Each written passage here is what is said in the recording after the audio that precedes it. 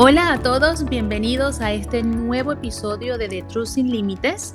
Y para el programa de hoy tengo un invitado muy especial, el padre Wilson, que él se encuentra en Orlando, señores, y en el cual estamos planificando unas sorpresitas por ahí. Padre Wilson, ¿cómo se siente? ¿Cómo está el día de hoy? Bueno, un cordial saludo para usted, Yolimar, y para todos los hermanos que van a participar de este programa. Estoy bien, gracias a Dios, contento. Acabé de celebrar una misa y bueno, y ahora mañana vendrán las otras. Estando con Jesús en la Eucaristía, estamos siempre contentos. Ahí lo veo, o sea, lo estoy sacando fresquecito, fresquecito de misa. Qué bueno, gloria a Casi, Dios. casi. Bueno, padre, fíjese, me puse en contacto con usted porque hay muchos temas interesantes. Este va a ser con seguridad el primero de muchos programas para iniciar nuevos proyectos juntos, como misas de sanación y muchas cositas. Y me gustaría que la gente se vaya familiarizando con estos términos. Entonces, me gustaría empezar este programa el día de hoy preguntándole ¿qué es la sanación? ¿Qué nos puede explicar a nosotros sobre esta palabra, sanación? Bueno, el tema es un poco amplio, ¿no? Una palabra, pero trae consigo muchas cosas. Pero justamente el evangelio de este fin de semana cae como anillo al dedo para esto.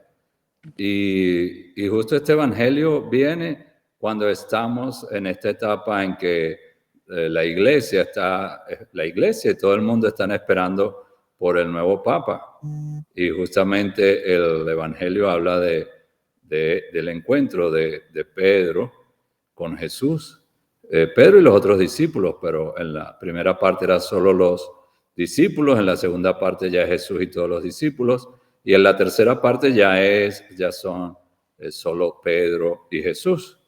Y de ahí podemos partir para hablar lo que significa la sanación, porque lamentablemente mucha gente lo rechaza porque no lo conoce o no lo entiende, la parte práctica. De hecho, hablé un poco de eso en la homilía de esta tarde y a la salida hay gente que me dijo, padre, nunca había escuchado eso. Y yo le digo, bueno, esas son las realidades que tenemos. Entonces,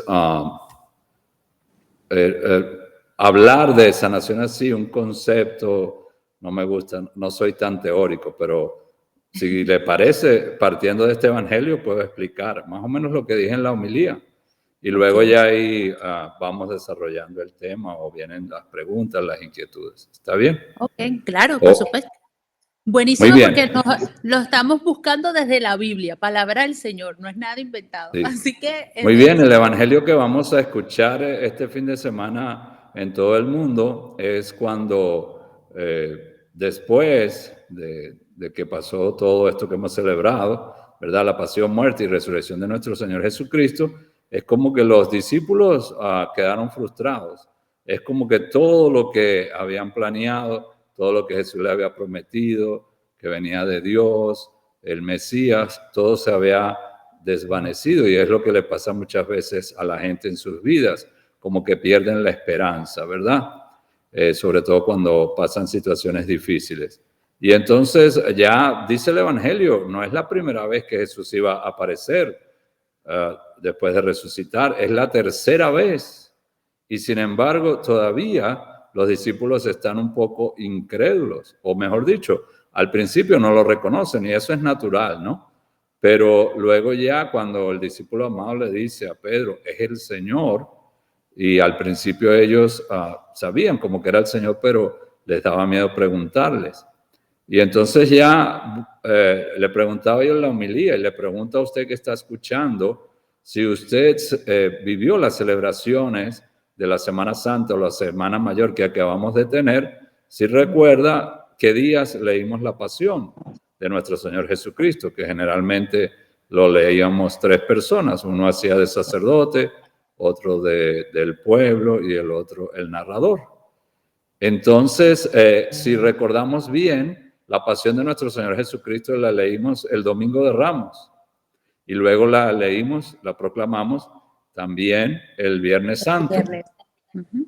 Y ahí entonces tenemos que recordar qué fue lo que se vivió en esa pasión del Señor, en la lectura de ese evangelio, entre Pedro y el Señor Jesús.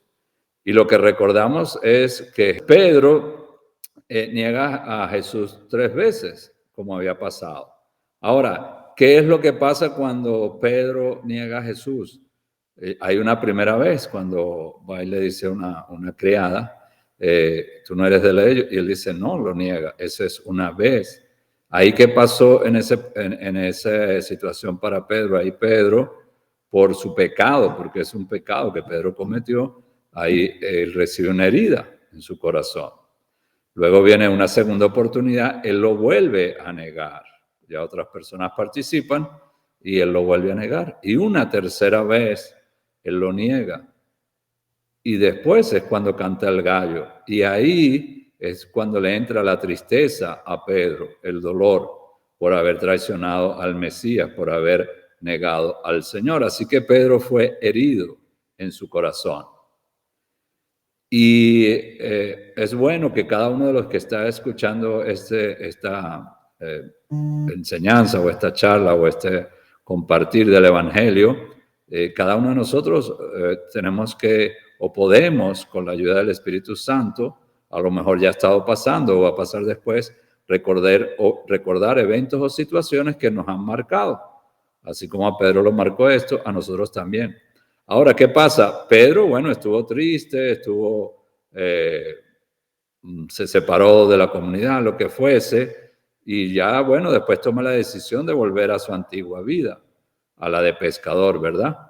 Y fíjense cómo él y los compañeros también, él dice, voy a pescar, y todos dicen, nosotros también, como diciendo, hay que seguir adelante, y es lo que a veces en estos tiempos la gente dice, no, bueno, pasó esto, Dios no me escuchó, bueno, yo sigo con mi vida.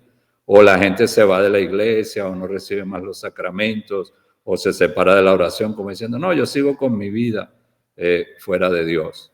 Entonces Jesús se aparece a los discípulos y si nos damos cuenta, cuando pasa la situación con Pedro hay un escenario. ¿Y cuál era el escenario? Un lugar de frío donde hay un fuego prendido, donde hay gente alrededor. Y Jesús ahora en esta aparición va a poner un escenario similar donde hay también un fuego, están los discípulos y Jesús los invita a desayunar. ¿Por qué? Porque Jesús quiere montar, entre comillas, el escenario. Y ahí está, el mismo Jesús prende el fuego. Y entonces, en ese mismo escenario parecido a cuando Pedro lo negó, entonces es cuando Jesús le va a preguntar, Simón, ¿tú me amas más que estos? Y Pedro le dice, Señor, sí, yo te amo. Y le vuelve a preguntar una segunda vez. Y ya Pedro le responde, sí, Señor, sabes que te amo. Y luego entonces Pedro entra como que bueno, ¿y qué pasará? Porque el Señor me volvió a preguntar, ¿por qué insiste? No me cree. Pero entonces ahí es cuando viene la tercera vez de Jesús. Y ahí Pedro le responde, Señor, tú todo lo sabes, tú sabes que te amo. Pero Pedro mismo no estaba entendiendo lo que Jesús estaba haciendo. Y lo que Jesús estaba haciendo es que en cada afirmación de Pedro, el Señor Jesús estaba sanando la herida que él recibió en su corazón cada vez que negó a Jesús. Es decir, que lo que operó en Pedro podemos decir que es una sanación interior. ¿Y por qué Jesús tuvo que sanar el corazón de Pedro o hacer esta sanación interior en Pedro? Porque Jesús tenía para él una misión. Pero Pedro, herido en el corazón, no le podía cumplir esa misión, no le podía servir. Pedro iba a ser el guía de la iglesia, el vicario de nuestro Señor Jesucristo, el primer vicario en la tierra. Y entonces, herido, no lo iba a lograr.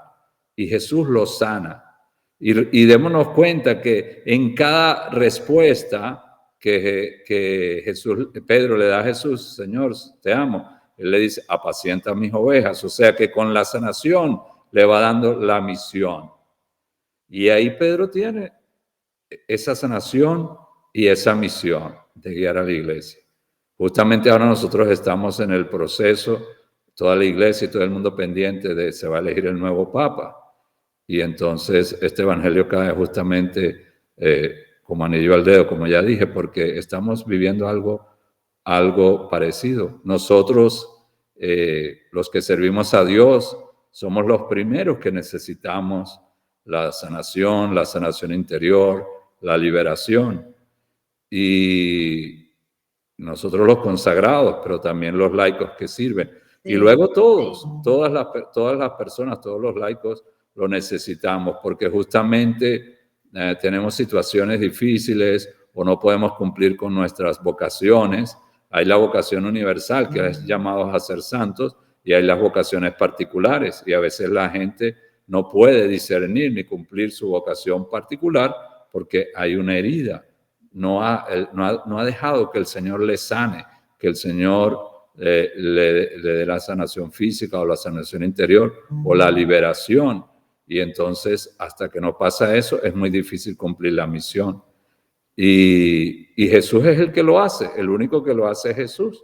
Hay terapias, hay técnicas, se escuchan muchas cosas, pero el único que puede sanar es Jesús. ¿Por qué? Porque Jesús es el eterno presente. Jesús puede ir, lo que estaba haciendo Jesús cuando estaba ahí con Pedro y los discípulos, lo que Jesús hizo fue poner a Pedro, de alguna manera, y Jesús lo podía hacer, ir a ese momento donde Pedro pecó, donde Pedro lo negó, y ahí en ese momento Jesús lo estaba sanando. Y a la vez, claro, estaban en ese momento presente. Entonces todos tenemos algo que sanar, que el Señor necesita sanar en nosotros. Todos necesitamos la sanación interior también, la liberación. Y padre, eso solo lo hace Jesús, y esos son procesos exacto. que nosotros debemos ir haciendo. Y yo lo que le digo a la gente es cuando me piden las oraciones de sanación, la gente nunca pide, es muy difícil que alguien pida, Padre, ora por sanación interior, la gente no sabe de eso, pero piden sanación, pero uno ya discierne, cuando alguien pide oración, ya uno puede discernir, gracias por la gracia de Dios y por también la experiencia que uno va teniendo con los años, y el mismo proceso que uno ha pasado y los casos que uno ha visto y que ha escuchado, que ha leído, uno puede discernir cuando una persona realmente necesita una sanación física, cuando es algo de sanación interior y también cuando es algo de liberación. A veces puede ser de todo un poco y entonces eso es lo que tenemos que aprender y bueno, sobre todo dejar que Jesús obre, que ese es en mi opinión personal, el problema que tenemos, que no estamos dejando a Jesús obrar. Y hay tanta gente necesitada, hay tanta gente enferma, hay tanta gente herida. Yo estaba en varios países, estaba en misiones, por teléfono, por los medios de comunicación. La gente se comunica conmigo y es impresionante cuánta gente sufre. Y no cuánta gente sufre, sino cuánta gente no es atendida. Lamentablemente, incluso cuando va a la iglesia, no se atienden como se deben porque desconocemos estas cosas o no tenemos tiempo. Yo mismo reconozco, yo sé un poquito de esto, pero tengo otras cosas que hacer, otros lugares que atender y estos son procesos que llevan un tiempo, son citas. Hay gente que necesita un proceso de años. Entonces, pero hay que empezar por algo, tenemos que hacer, por lo menos que la gente lo vaya sabiendo y que la gente aprovechemos la misa. Por eso es que no hay justificación para que alguien se aburra en una misa o no tenga ganas de ir a una misa, porque hay tanto trabajo que el Señor tiene que hacer en nosotros y eso lo hace especialmente en la Santa Misa. O sea que si por nosotros fuera, deberíamos ir a misa todos los días de ser posible, que es lo que hace la gente cuando son casos muy complicados, uno les da una receta. Yo era servidor en la renovación carismática desde mucho antes, desde que soy abogado. Y cuando orábamos y los casos difíciles, uno les da una receta. Bueno, ve a misa todos los días, reza el rosario todos los días, lee la palabra de Dios, confiésate, comulga. Y uno mismo pensaba, esta gente no va a cumplir todo esto porque es mucho. Pero la gente tenía tanta necesidad de Dios y la gente le agarra tanto miedo o rechazo al mal, que no quieren que el mal ni se le acerque, que ellos cumplían eso al pie de la letra y yo me quedaba Claro. sorprendido, la mayoría de ellos. Es que padre, el que quiere puede. Y cuando sabe que es como todo, cuando sabe que hay una enfermedad mortal, porque el pecado mortal lo que hace es romper tu relación con el Señor y condenarte. Cuando hay algo mortal que afecta a tu alma, definitivamente el único remedio, uno hace lo que tenga que hacer cuando la cosa es urgente para aferrarse a esa esperanza, a esa fe, a esa sanación. Y me encantó mucho, padre, cuando usted habló sobre la herida de Pedro, porque nunca lo había visto desde ese punto de vista, y ciertamente es verdad. Se requiere de mucha humildad reconocer que hay algo que hay que trabajar y que solamente el Señor puede sanarlo, ¿no? Y a través de la sanación de esa herida es donde se puede manifestar la gloria del Señor. Eso me encantó. Hay eventos, uno como sacerdote, en la confesión, pero no solo en la confesión, cuando la gente viene a recibir oración de sanación, uno como sacerdote se encuentra con gente que vivió un evento en su vida. Pudo ser su error o su pecado o el error o el pecado de otro. Y ese evento la persona nunca se lo dijo a nadie, nunca lo compartió con nadie. Eso es algo que es algo, a veces son eventos muy dolorosos o que dan vergüenza, lo que sea. Y esa persona se guarda eso y a veces pasan 5, 10, 15, 20, 30, 40 años o más. La gente con eso ahí guardado. Y eso es una carga, eso explicaba yo en la homilía, eso es una carga para la persona.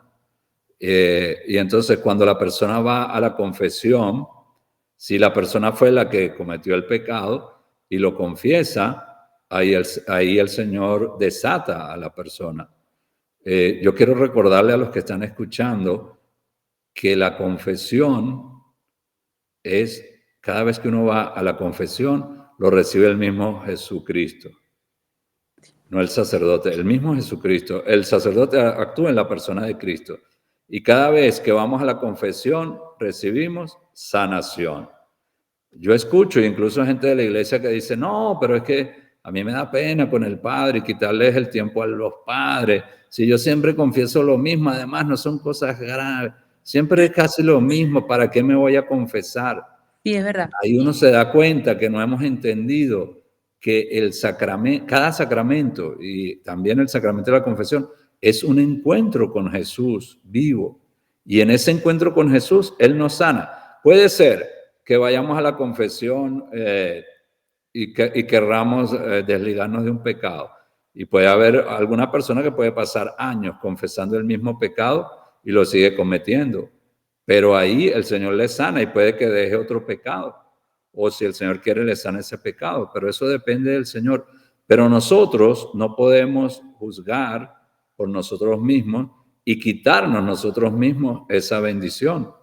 Y bueno, tenemos que el pueblo de Dios tiene que orar para que nosotros los sacerdotes estemos más disponibles a las confesiones. Uno escucha como la gente se quiere confesar y no es tan fácil para la gente, no hay acceso o les pide un appointment, todo eso, una cita, y la verdad que a veces cuando hacemos esas cosas, lo que hacemos es alejar a la gente del sacramento. Por ejemplo, a mí, ayer lo decía en un programa, cuando alguien llega y dice, padre, ¿cuándo me puede confesar? Tengo mucho tiempo sin confesarme. Le digo, si puede ahora mismo, y si yo puedo, ahora mismo. Porque si es una persona que tiene mucho tiempo sin la confesión y espiritualmente ha estado atado, y el Señor le está dando ese momento, esa oportunidad, y la desperdiciamos, a lo mejor esa persona más nunca vuelve al confesionario. Y luego Wow. se puede perder, no se sabe cuándo Dios llama a la persona. No sabemos si Dios va a llamar a esa persona esta noche o mañana. Como sacerdotes nosotros, cuando nos piden ir a hacer la unción de los enfermos, que antes se llamaba las rites, la extrema unción, pero Ah, no ok. se llama así, La más nunca unción se de los llama así, es enfermos. la unción de los enfermos. Uno trata, por lo menos yo, de ir lo más pronto posible, porque se han escuchado casos que, no, yo voy mañana, pasado mañana. Mañana, pasado mañana ya es tarde, ya la persona falleció. Entonces, la confesión, quiero decir también sobre la confesión, que es más fuerte, espiritualmente hablando, que un exorcismo. Cuando nos confesamos, el Señor libera el alma. Los sacerdotes, siempre lo repito, la gente que ha escuchado mis programas lo sabe, los que no, puede algunos que lo sepan, otros no, pero quiero decirlo otra vez. Cuando los sacerdotes exorcizamos, cuando predicamos en la homilía, ese es un momento. Y el otro momento que exorcizamos el alma es cuando en las confesiones. Entonces, por eso leía de una exorcista que lo decía, que la confesión por eso es más fuerte que un exorcismo, porque en la confesión y en la homilía nosotros exorcizamos el alma de la persona. En cambio, el exorcismo es que se hace el ritual y todo esto, o lo que se llaman los exorcismos menores, ahí lo que se está exorcizando es el cuerpo, pero realmente lo importante es el alma, ¿no? Exacto. Ya cuando la persona se exorcizó el alma, la persona se convirtió, se arrepintió, ahí le viene la salvación. Lo del cuerpo, bueno, ya son procedimientos porque los agentes del mal no se quieren ir y en el nombre de Jesús hay que desalojarlos. Pero por eso, una de las principales, para ustedes que están escuchando y que dirán, no, yo necesito sanación o sanación interior, el primer paso siempre es la confesión y para la liberación también. La confesión ya le da a la persona un gran porcentaje de que con Jesús va a salir victorioso en su proceso de sanación interior o liberación. Padre, usted no sabe lo importante que usted, o sea, yo siempre digo, porque mucha gente en mi círculo social o clientas y todo, no, pero ¿para qué voy a ir a misa? No, pero es que si igualito no voy a comulgar, ¿para qué voy a ir? Y yo siempre les explico, el Señor está presente en cada detalle de la misa, en el evangelio, en la homilía, entre la comunidad, o sea, cuando uno ora el Padre Nuestro, todo, no es solamente, o sea, obviamente lo más importante es ir a recibir el Señor para estar en comunión, pero el alma necesita escuchar la palabra. El alma necesita, porque la gracia entra por como sea. El Señor se vale de cualquier aspecto para llamar nuestra atención. Y me encantó cuando usted dice que el escuchar la palabra del Señor en la homilía, en el evangelio, se exorciza también, porque es la palabra viva. Ahí el Señor nos está hablando en ese momento. Cuando el sacerdote predica. Cuando predica, ahora no tengo tiempo, pero yo tengo, o sea, mi experiencia personal que tuve con eso hace muchos años, y yo pude, cuando leí eso de ese exorcista, me recordé de lo que yo había experimentado yo personalmente, cuando eso no era sacerdote, cuando el sacerdote estuvo predicando, y ahí entendí perfectamente lo que el exorcista está escribiendo. Sí. Y pensé, es totalmente cierto, porque yo lo viví, yo lo experimenté. Sí, a mí me pasó. Yo tuve como decir una liberación en la homilía del sacerdote. Wow.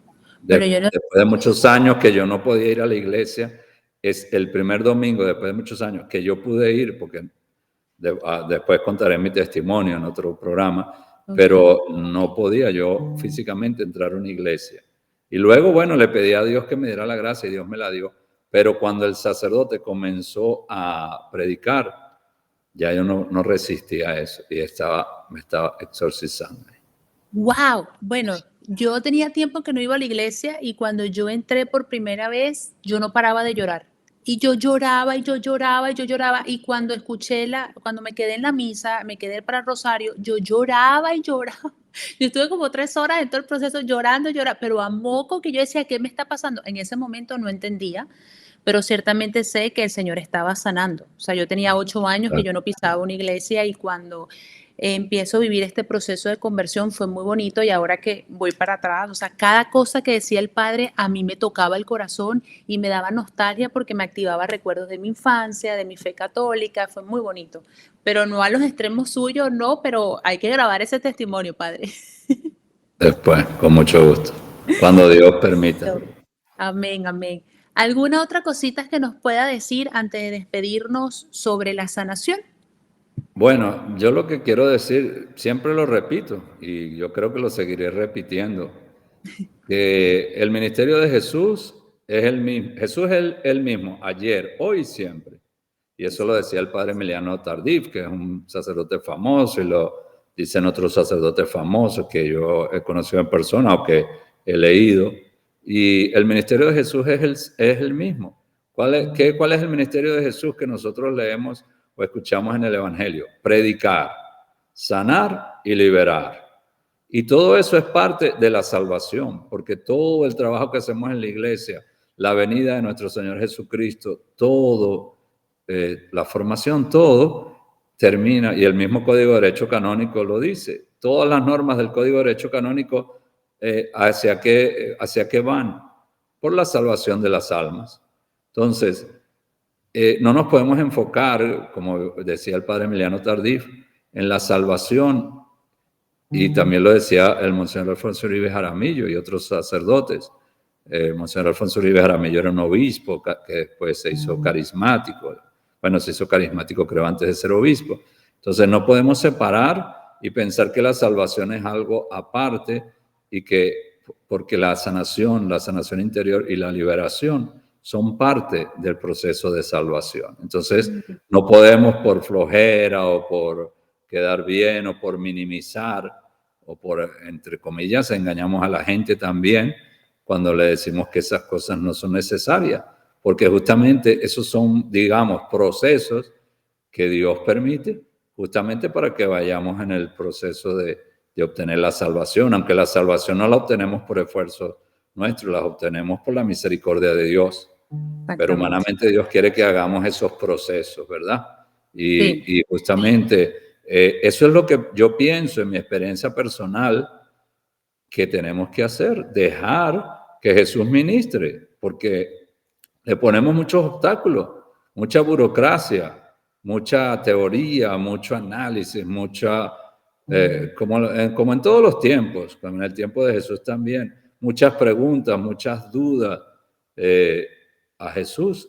Y nosotros lo que tenemos que hacer es dejarlo que Él obre. Hay mucho que Él tiene que hacer, hay muchos necesitados, como para nosotros estar cuestionando a Jesús y bloqueando el ministerio de Jesús. Tenemos nosotros empezando, primeramente nosotros los sacerdotes, tenemos que ser esos canales del amor de Dios para que Jesús ejerza su ministerio. Yo le digo a la gente dice, padre, bueno, de antes de ser sacerdote, la gente me escribía y decía, usted tiene un don tremendo, no sé qué. Le decía, no. Y yo siempre he sido sincero con la gente y yo le explicaba a la gente, mire, ¿sabe lo que yo hice? Yo agarré su petición, como la petición de todos los que me hacen, y yo las llevé a la misa y se las puse a Jesús. Jesús en la Eucaristía fue el que hizo todo, así que vaya usted a la misa, vaya al Santísimo, dele gracias a Dios, porque Él es el que hace todo. Entonces, tenemos que dejar que Jesús ejerza su ministerio. Y si así lo hacemos, bueno, uno mismo se sorprende. Yo todos los días, cada vez que me mandan un testimonio, claro, yo le digo a la gente, mira, haz esto, voy a orar por ti, ten fe. Pero uno mismo se sigue sorprendiendo. Ahora, como decía el padre Emiliano Tardif, lo raro es que Jesús, siendo Dios, no hiciera milagros, no hiciera cosas extraordinarias. Entonces, nos extrañamos cuando vemos un milagro, cuando vemos algo extraordinario. Deberíamos extrañarnos, es que Dios, siendo Dios, no hiciera nada de eso. Exacto. Entonces, pienso que tenemos que trabajar y orar para que se desarrolle en la iglesia estos carismas, que no es algo de un movimiento, es de toda la iglesia. Eso era lo que hacían los primeros discípulos, los apóstoles, la iglesia naciente, mostrar el poder de Dios, y por eso tanta gente se les juntaba, porque ellos dejaban que el Señor Jesús obrara, que el Espíritu Santo se moviera. Y es sencillo, eso es lo que nosotros tenemos que hacer. Bueno, se dice fácil, no es nada fácil, pero eso es lo que tenemos que hacer, dejar que Jesús ejerza su ministerio. Pero eso también creo que tiene que ver mucho con la humildad, Padre. A veces estamos en este mundo en la que se cree uno empoderado y que uno puede todo y que si uno salió, uno sale. Eso no es así. Hay que tener la humildad para entender, en primer lugar, que no depende de nosotros, sino del Señor. Que nosotros somos nada y el Señor es todo y Él es el único que puede hacer los cambios favorables en nuestra vida, porque nosotros hay un mundo invisible que nosotros no sabemos y por eso se cometen muchos errores. Entonces la importancia de conocer, de aprender, de entender nuestra fe católica para darle la plena confianza y poner todo nuestro amor y confianza en el Señor, de que con Él todo podemos y sin Él nada. Así es, y además que no solo que entendamos que Jesús tiene el poder, sino que además entendamos que Él quiere, porque Él quiere más que nosotros, porque hay servidores, por ejemplo, pasa con los servidores, o uno mismo que es servidor, que uno le dice a la gente, no, el Señor te va a ayudar, pero uno no cree que el Señor lo va a ayudar a uno. Y entonces hay gente que pasa pidiendo algo y pasan no sé cuántos años. ¿Y qué pasó? Que en el fondo, es lo que yo le repito a la gente de la Eucaristía, en el fondo decimos Jesús está vivo, Jesús está resucitado, lo acabamos de proclamar ahora en la Vigilia Pascual, en esta Pascua lo estamos proclamando, pero a la hora de la verdad pensamos que Jesús no va a obrar en nosotros, o sea que desconfiamos, y la desconfianza, como le dijo Jesús a Santa Faustina, es lo que bloquea las bendiciones. Entonces tenemos que pedirle a Dios que confiemos plenamente en Él, y cuando confiamos por la gracia de Él, porque también para todos se necesita la gracia, confiamos plenamente en Él, Él hace maravillas, que es lo que el mundo necesita, ver que Jesús está vivo y que Jesús sigue siendo, que es el mismo ayer, hoy, siempre, y sigue sanando, liberando, convirtiendo y salvando. Amén. Yo creo que este abreboca está buenísimo. Señores, este va a ser el primero de muchos programas. Estamos organizando misas de sanación con el Padre para que venga. Él está en Orlando, entonces estamos... más al norte de Orlando todavía. Más al norte. De San Agustín. Uy, está en San Agustín. Bueno, no se preocupe, nosotros lo vamos a traer aquí en Miami para que el Señor pueda obrar a través de él a todos nosotros. Así que, Padre, una bendición, lo quiero mucho y estamos en contacto para otro programa espectacular como este. Bueno, la bendición de Dios Todopoderoso, Padre, Hijo y Espíritu Santo, descienda sobre ustedes y permanezca para siempre. Amén. Sí, Señor. Bueno, Padre, lo quiero mucho. Bueno. Y bueno, a todos ustedes comenten si quieren alguna información. Estamos viendo fechas para traernos al Padre aquí a Miami, así que pueden colocar sus comentarios aquí abajito, cualquier opinión, cualquier consejo, cualquier duda o pregunta. También escríbanoslos aquí en la casilla de abajo y con mucho gusto lo aclararemos en los siguientes programas. Así que hasta la próxima y se les quiere mucho. Muchas gracias.